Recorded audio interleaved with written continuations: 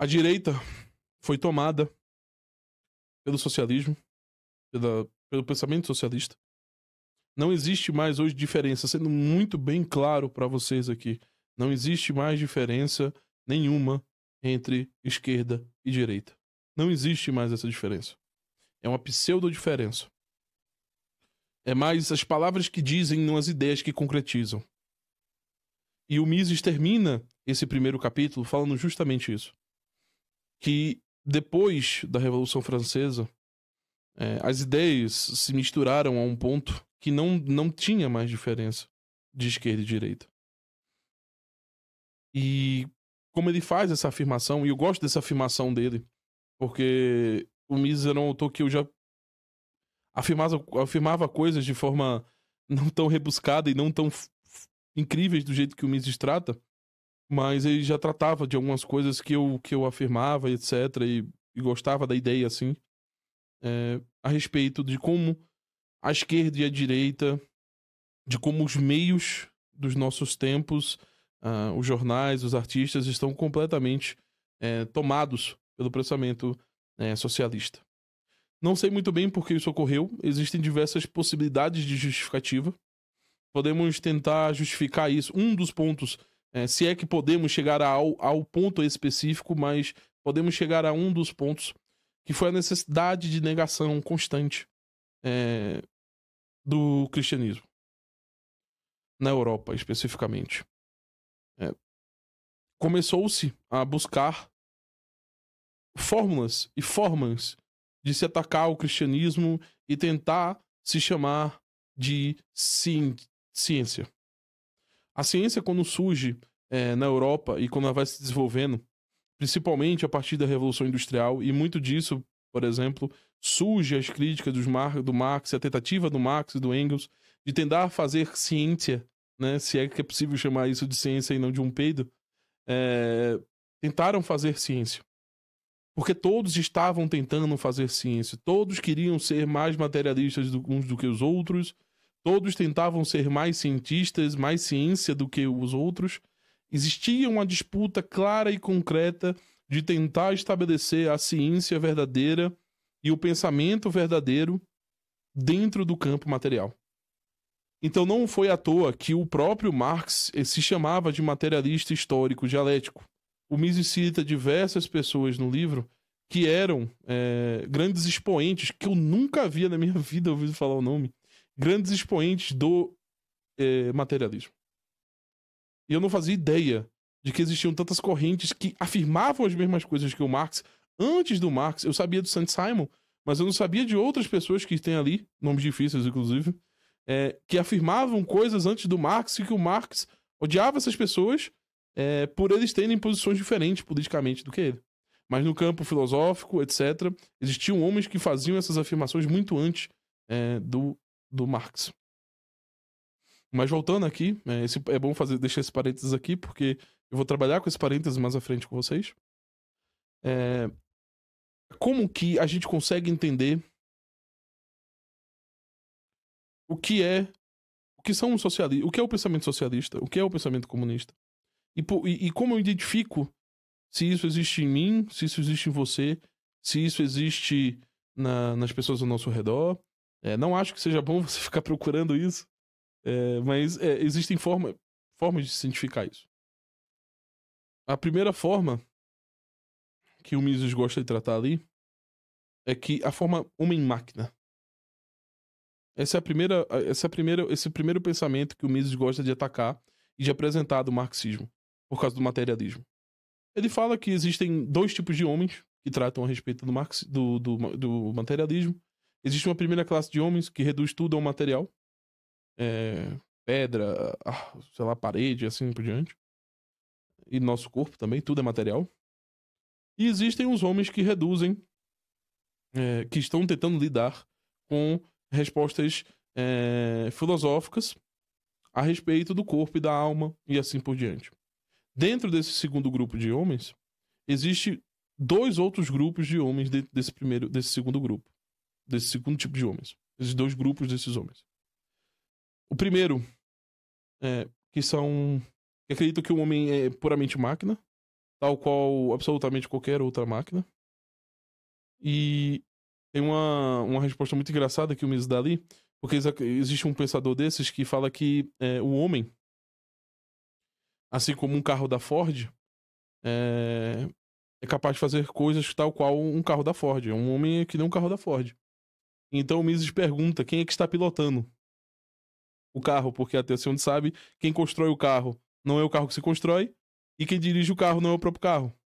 Sim, o Tesla, talvez você tenha pensado no Tesla, mas existe um algoritmo que é introduzido para que o Tesla possa dirigir. Então, quem dirige? O algoritmo do Tesla. Não é o Tesla que se dirige. E existe também ele perguntando se as máquinas, assim como o carro da Ford é igual a gente, como é que esse carro tem uma crise de nervos? Aonde tá esse tal desse nervo no carro? E esse é o primeiro grupo de gente, de agentes que acreditam no materialismo. Dentro desse segundo grupo de homens sobre materialismo, né? Reduzindo o homem à máquina. E existe um segundo grupo desses homens que acreditam que a gente consegue, através de analogias, falar do homem enquanto fatores fisiologicamente que nos guiam. Como assim fisiologicamente? Naquela época estava se descobrindo já o campo da fisiologia. E nós fomos descobrindo que existiam certas secreções que afetavam o nosso cérebro. E nós começamos também a descobrir que existiam certas partes do nosso cérebro que eram prejudicadas. E quando elas eram prejudicadas, prejudicava também nossa expressão, como a gente se mexia, se a gente se mexia ou não, vide lobotomia. E esses homens acreditavam que esse campo da fisiologia, como o nosso corpo fisiologicamente ia se relacionando e o que ia acontecendo, era o que dizia a forma que nós íamos corresponder à natureza, por conta dessas secreções.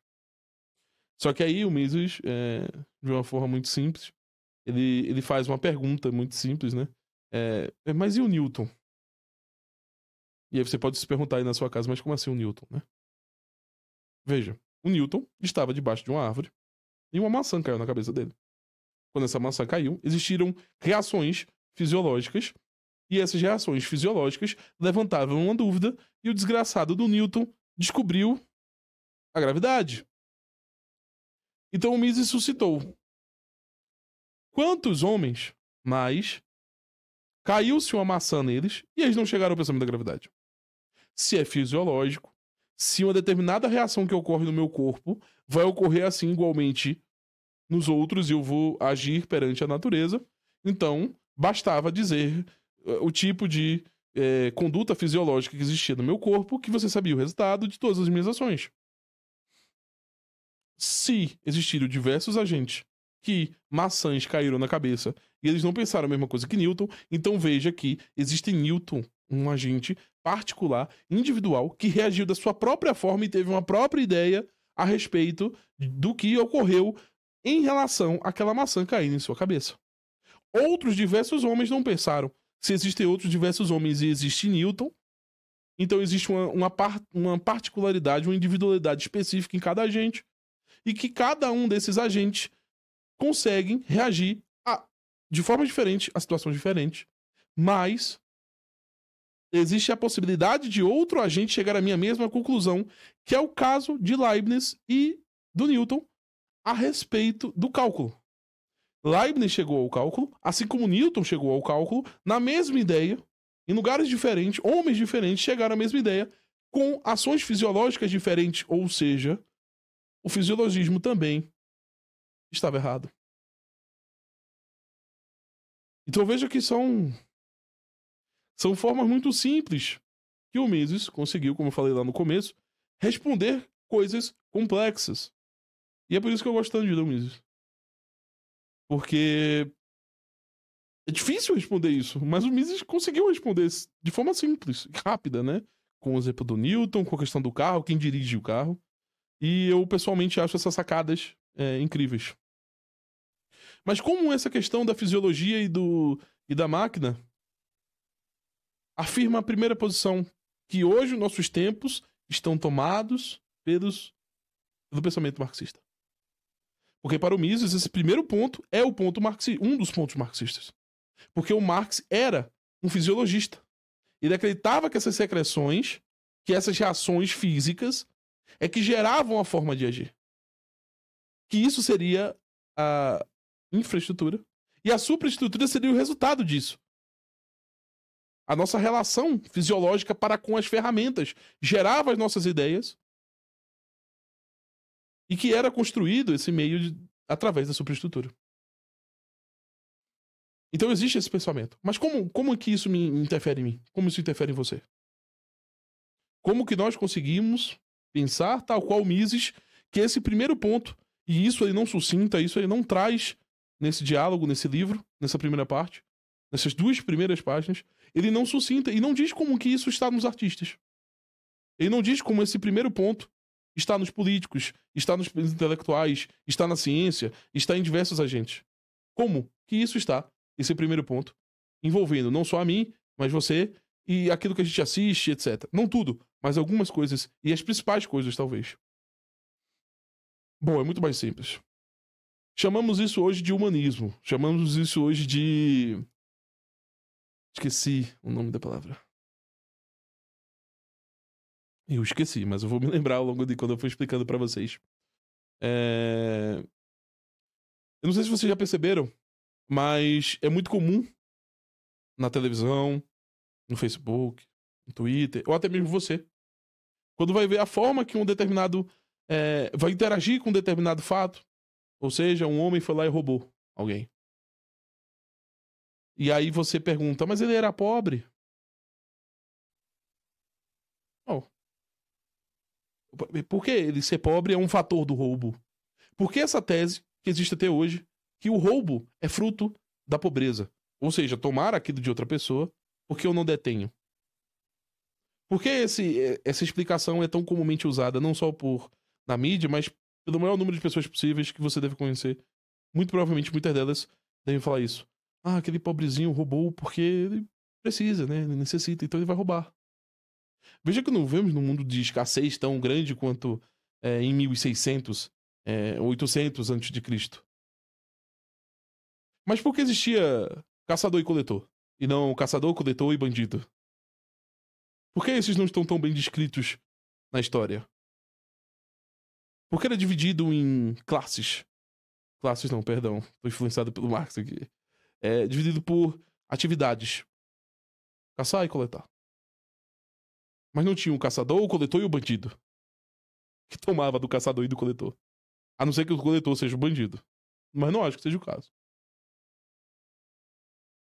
Então vejo. Existia homens que tinham mais necessidade. Qual homem hoje tem mais necessidade do que aquele homem da caverna? Do que aquele homem depois da caverna, que eu esqueci o nome. Então, eles não descreviam tão bem isso. Não é tão bem descrito. Mas o que é muito bem descrito é o caçador e o coletor. Então, hoje, na nossa sociedade, é difícil acreditarmos que estamos numa situação pior do que há 800 anos atrás, do que há 1200 anos atrás. É difícil acreditar nisso. É muito difícil acreditar nisso. Mas existem aqueles, que pode ser um de vocês, inclusive, que acredita nisso. Mas por que você acredita nisso? Talvez você seja um fisiologista. Você acredite que as condições fisiológicas de um homem guiem a ação dele necessariamente. Então você diz que fisiologicamente o pobre que não se alimenta bem, o pobre que não bebe água o suficiente, o homem que não consegue realizar determinados parâmetros dentro de um campo de riqueza específico, ladrão. Ele vai roubar. Veja. Será que é o caso que todo aquele que rouba e é pobre é por causa de fatores fisiológicos? E o cleptomaníaco? Inclusive isso é moda nas redes sociais hoje, no TikTok, se você for procurar. Cleptomania está sendo aclamado hoje por alguns grupos no TikTok. As moças vão lá, entram e roubam. Simplesmente por roubar e postam no Twitter, no TikTok, olha, eu roubei isso aqui. Elas não são pobres. Deixaremos esse caso para o segundo ponto que o Mises desenvolve a respeito do marxismo. Vamos tratar primeiro do fisiologismo. Então, existem diversos outros homens. E se essa resposta do Marx, essa resposta fisiologista fosse certeira, tava fácil, irmão. Vamos prender todo mundo que é pobre. Não, mas calma. Nem todo mundo que é pobre rouba. Ah, então existem outros fatores. Ser pobre não é motivo suficiente. Ser pobre, fisiologicamente falando, não conseguiu uma determinada quantidade de água, não conseguiu uma determinada quantidade de comida, não conseguiu uma determinada quantidade de clamor social, não leva necessariamente ao roubo. Existem alguns que podem dizer, ou alguns que dizem que isso é um fator. Mas aparentemente não é. Porque se o fosse, não teríamos pobres que não roubam. Teriam pobres meramente que não foram descobertos como ladrões. Mas em algum momento, ele roubou. Esse é o primeiro ponto que eu quero que vocês entendam. O ponto do fisiologismo parece se encaixar aí. Então veja, uma ideia lá de trás que o Mises refutou lá atrás, com diversos outros autores, não foi só o Mises. Você pode ser um dos defensores disso. Talvez você pense nessas linhas. Correto? Esse é o primeiro ponto que eu queria tratar com vocês. E é o primeiro ponto que o Mises trata. A respeito do porquê o marxismo influenciou a época dele. E também a nossa, acredito eu. O segundo ponto que o Mises trata é a respeito dos interesses. Todo homem não seria movido pela verdade. A verdade será, ao menos, a única forma de buscar a verdade seria como quando chegássemos no comunismo, onde não existiria classes. Então, sem haver classes, sem haver interesses, e há aqueles que dizem, não é o Mises que diz, mas talvez ele concordasse, eu vou ver dos outros livros, talvez ele concorde, mas existem diversos outros que afirmam, o Marx só não queria trabalhar. Porque ele acreditava que no mundo onde não existissem classes, o homem poderia escolher trabalhar ou não. E nessa medida que ele escolhe trabalhar ou não, ele pensa de forma desinteressada, pura, sincera, real, e assim então ele pode buscar a verdade. Porque a verdade já está instaurada por ali. Basta olhar, procurar o que você acha. Tirando os interesses, tirando a venda dos seus ódios, a verdade é simples, né? Você não precisa ficar pensando tanto. Não existem coisas que vão afetar a sua busca pela verdade.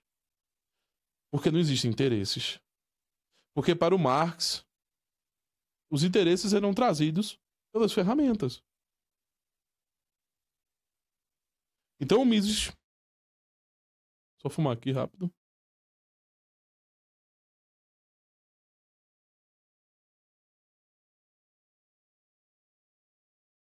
Então o Mises pega e pergunta o seguinte: mas como é que a ferramenta influencia a minha forma de pensar e a minha ideia? Então quem foi que criou a ferramenta?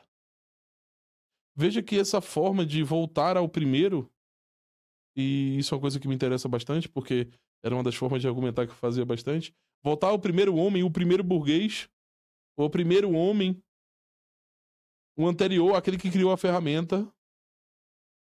Então ele pergunta: então quem criou a ferramenta?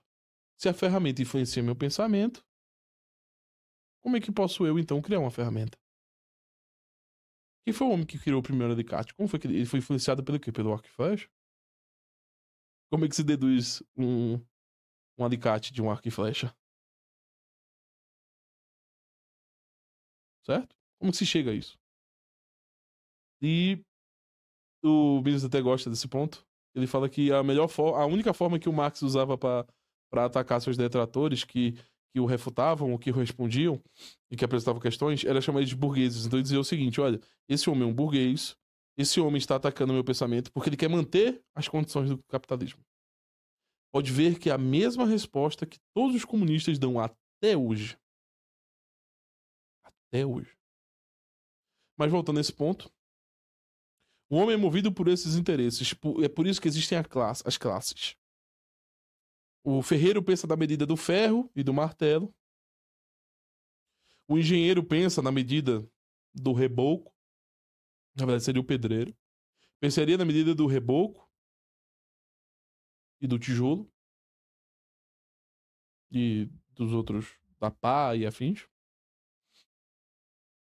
A modelo pensaria na medida do tamanco, do salto e das roupas. O padeiro pensaria na medida do que ele usa para fazer pão. E assim sucessivamente.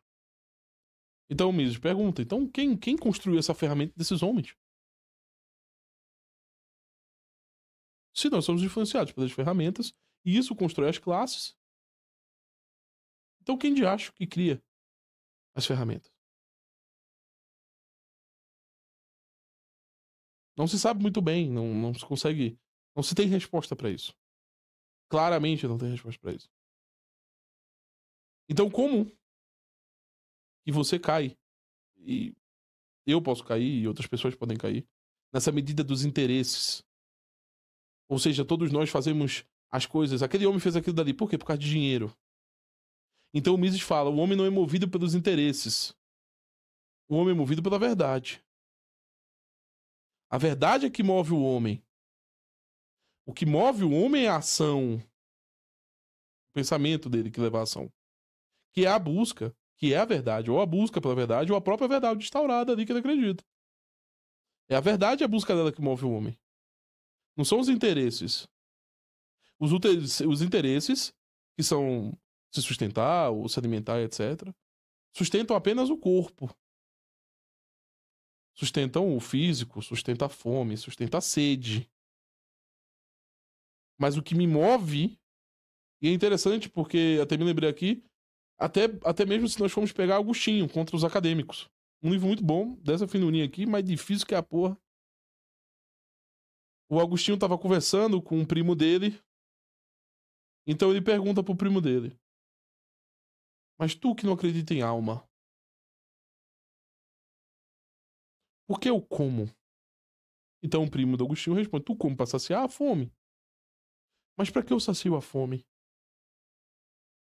Pra comer de novo? E pra agir, pra fazer outras coisas. E pra que eu faço outras coisas? Pra atingir objetivos. E pra que eu atinjo objetivos? Pra me sentir melhor. Então pra que você quer se sentir melhor?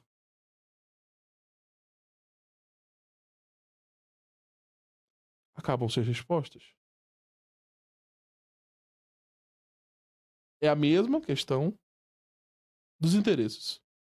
Eu não posso buscar saciar a fome simplesmente porque isso é meu interesse, toda a minha ação é para saciar a fome, é para conseguir corresponder a esses meios que eu utilizo.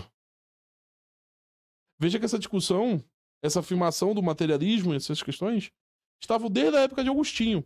Estava no século IV. E o Mises aqui está relatando, se eu não me engano, no século XVII, XVIII. Século XIX, eu acho. Perdão, não lembro direito, mas acho que é século XIX. É, XIX. Então veja que isso é bem antigo. E como nós podemos cair nesse quesito? Como nós podemos estarmos repetindo essas afirmações e como isso está presente na mídia? Como é que isso está presente nas coisas? Bom, de forma simplória e de imediata compreensão, por que tal pessoa faz tal coisa? Ah, porque ela quer dinheiro. Por que esse cara fez isso aqui? Ah, porque ele quer dinheiro. Todas as respostas são reduzidas ao dinheiro e à busca de comprar algo com o dinheiro. As respostas são muito simples. É sempre reduzida ao dinheiro, a questões materiais.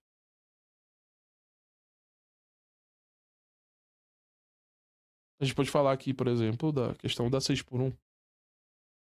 que estava sendo tão comentada. Nesses dois aspectos. O homem é uma máquina, ou seja, a gente desgasta a máquina no 6x1, e aí no dia de folga ela tá destruída, não consegue fazer mais nada. E na escala 6x1, o interesse do patrão é que o seu empregado trabalhe que nem um louco, e o interesse do... E o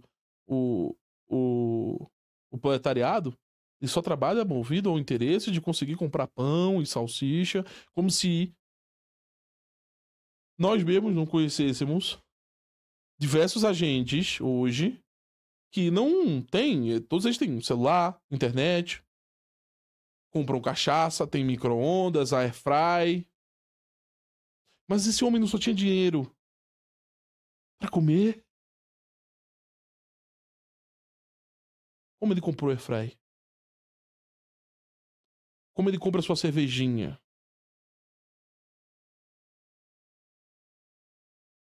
Isso é uma pergunta a se fazer. E mesmo que ele compre essas coisas, será que ele compra essas coisas só pra trabalhar de novo?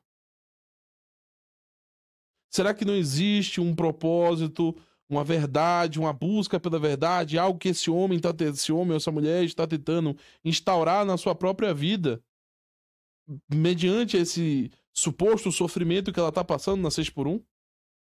Será que não existe um homem que está trabalhando na 6x1, que está guardando dinheiro para no futuro ele abrir a própria empresa dele, ou ele ajudar a mãe dele, ou ajudar o pai dele, investir em Bitcoin, seja lá o que for? Não existe esse homem.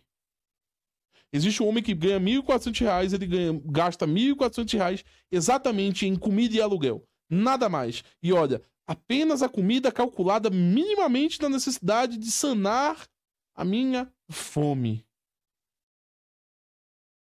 Quantas pessoas vocês conhecem que é assim? Eu, pessoalmente, não conheço nenhuma. Conheço pessoas que poupam dinheiro pra comprar um hambúrguer no final de semana. Porque o hambúrguer é gostoso. E ela quer consolidar o paladar dela. Conheço pessoas que querem economizar dinheiro pra mandar R$100 pros pais. Conheço pessoas que ganham R$1.400. Mas eu não conheço uma pessoa que ganha R$1.400 e que gasta seus R$1.400 de forma tão objetiva e obstinada como muitas pessoas acreditam que elas gastam dentro da escala 6x1. Conheço pessoas que ganham R$1.400 e compram 6 controles com o seu salário. 6 controles. E ele só tem 2 braços. E joga um jogo por vez. Vocês entendem? Por que esse homem faz isso? O que move? Qual verdade ele tá buscando? O que ele tá buscando? Não sei. Mas não parece que são só interesses. Algo existe ali.